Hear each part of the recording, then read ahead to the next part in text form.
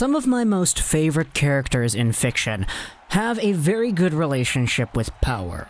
From the legendary and timeless cartoons like He-Man to what is going to be defined as the next generation of superheroes in, let's just say, Meteor from My Hero Academia. Power is a very important thing. And when it comes to this 2021 NHL Entry Draft, we could see some power at the top. Last time we spoke about this draft class, we spoke about a guy named Aatu Raty, who, despite having a name that looks like it's pronounced Raty, it's actually pronounced Ratu because the Y in Finnish, it's not pronounced the same way. However, Aatu Raty is a guy who was supposed to be first overall in the 2021 draft, but due to some poor performances he has displayed so far in the Finnish Liga, plus the fact that he has actually been left off of the Finnish World Juniors team, it's put him in a position where people are kind of questioning who exactly is going to go first overall now. And Bob McKenzie on a recent episode on TSN gave a little bit of an introduction to this entire draft in what was his first consolidated rankings based off of the 10 surveyed NHL scouts that he managed to talk to. So, what we spoke about in the previous video was about how Aatu Raty, despite being the guy whom many people thought could have been the first overall pick, was still headlining a draft that didn't really have a clear-cut, up-and-away number one talent. We've noted this a few times, but Lafreniere, people knew that Lafreniere was going to be first overall a year before the draft. Same thing about Jack Hughes, same thing with Rasmus Dahlin. 2017 actually had Nolan Patrick in that role, but injury slowed him down, which is why he went second. But then before that, you had Austin Matthews, guaranteed first overall pick. Connor McDavid, guaranteed first overall pick. You kind of know where we're going from here. Aatu Raty was supposed to be that, but in a draft class that many people acknowledge to not really having a clear-cut lead for the first overall guy.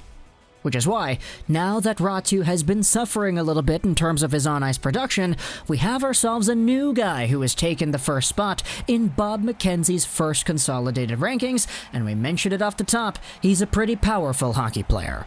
Say hello to Owen Power. This is a guy who's going to be the first University of Michigan Wolverine defenseman to be drafted straight out of Michigan in the first round since Quinn Hughes. And for Owen Power, he is a big 6'5", 215-pound left-handed defenseman from Mississauga, Ontario, who was indeed labeled by Bob McKenzie as the consensus first overall pick. Out of the 10 surveyed scouts he had, 4 of them had Owen Power first overall, and none of them had him going beyond 4th overall. However, Bob McKenzie did note in the program how wide open the draft was, because he had 2 guys who had Swedish defenseman Simon Edvinsson up at first overall, there were 2 scouts who had Dylan Guenther at the WHL up at first overall, and there were 2 other scouts who had Aatu Raty at first overall. That's the guy we spoke about in the previous video. So it certainly isn't concrete, but Owen Power for now has been the runner-up in terms of that first overall glory, and there's a good reason why. Now, you may be taking a look at the numbers and saying, okay, Owen Power has 4 points in 10 games played for the Michigan Wolverines. How the heck is this guy going to go first overall? Quinn Hughes went 7th overall, and in his draft year, he had 29 points in 37, a much better points per game than this Power guy.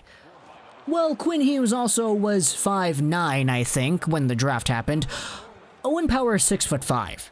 He's a big beast out there. And he honestly kind of lives up to his name because Owen Power is superbly powerful in pretty much every physical area you can be in when it comes to the sport of hockey. This guy can absolutely hammer a puck. This guy can skate like the wind, and it's weird because he's big, but he can still do that.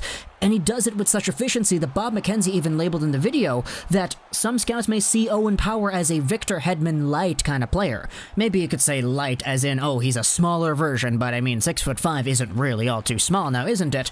Just in terms of the caliber. If you like Victor Hedman, Owen Power may be able to fulfill that kind of role in a team, because this guy, on top of being so physically dominating against all competition he plays against, is superbly smart. He knows how to play the puck properly both in his own end and in the opposing team's end, and as his career has gone by throughout his mid-teens, he has developed an offensive flair that's allowed him to be one of the top defensemen in the USHL the most previous season, scoring 40 points in 45 games for the Chicago Steel. Now, the Steel were a really good team, I get that, but still, Owen Power was over here doing his thing, and if you take a look at the all-time USHL defenseman records, Owen Power's U18 year was on the same level of guys like Adam Fox, Knox, who was playing for the US NTDP. It was better than Charlie McAvoy, who had been drafted in that year. We also had guys like Jacob Trouba and Torrey Krug enter this conversation as well, even Jake Sanderson from last year. Because Owen Power's a November birthday, the U18 year for him was actually a lot of these other guys' draft years.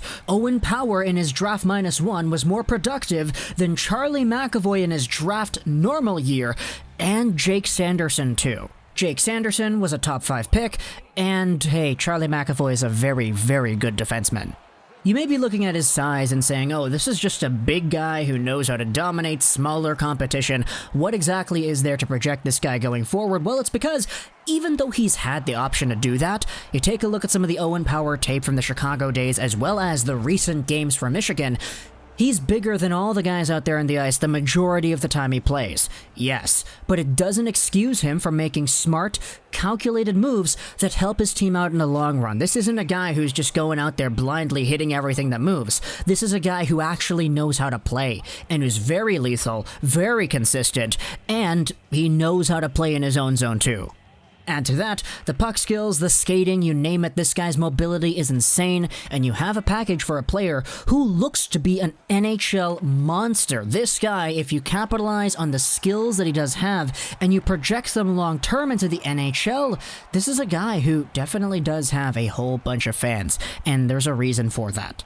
If you go over onto Elite Prospects and take a look at who exactly they have as the top prospects, their consolidated rankings, which take a look at the different rankings from Future Considerations, Neutral Zone, Recruit Scouting, Dauber, Draft Prospects Hockey, and Smot Scouting, you have yourselves what is a ranking of 2nd overall. The 1st overall player, according to the consolidated rankings here on Elite Prospects, is Brandt Clarke, who is another defenseman playing over there in the OHL. He is a very, very good talent too. Smooth skating. We're not talking about Brandt Clarke over here in this video, but if you want to talk about Brandt Clarke, hey, we made a video like a year and a half ago talking about Brandt Clarke, so if you want to talk about him, yes, his video is still up there, but Owen Power is indeed the other guy who is over here, not to mention the few other really good defensemen that are in this draft as well. You got guys like Luke Hughes, who is going to be such an interesting story as well. Quinn Hughes' younger brother, whom Quinn Hughes said was better than Quinn Hughes when Quinn Hughes was Luke Hughes' age.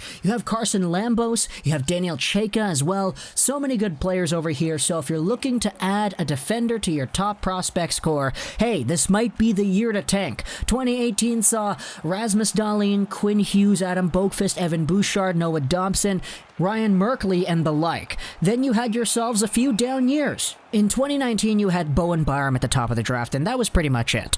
Then in 2020, you had Jake Sanderson and Jamie Drysdale, two very good guys. But for next year's draft, with Owen Power headlining it so far, with Brandt Clarke giving him a run for his money, or at least supposedly he's going to once the OHL comes back, you hear what I'm saying, right? But once that comes back over here, we'll also see some other guys come into the picture too. But for now, Bob McKenzie said it, man. Owen Power is the 1st overall prospect just at this point. It is definitely bound to change. This is not the same Lafreniere, Jack Hughes, Connor McDavid 1st overall is guaranteed pretty much kind of story over here. This is a different kind of bag. So, talk to me in the comments what you think about Owen Power. Do you like his skill set? Do you not? Do you think he's going to go 1st overall? If so, which team do you think deserves him the most? Tell me all that and more. I hope you enjoyed this video. 99 and bye.